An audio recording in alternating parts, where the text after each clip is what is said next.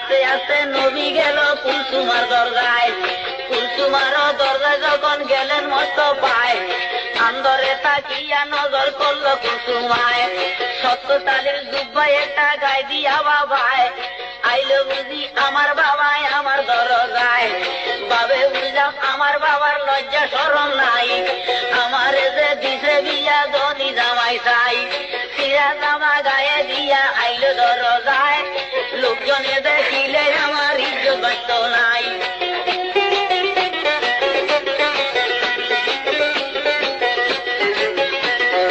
এই কথাটা যখন কইল বিবি কুলসুমায়, আরো সে তাকিয়ে আল্লাহ বেজার হইয়া যায়। হায় হায়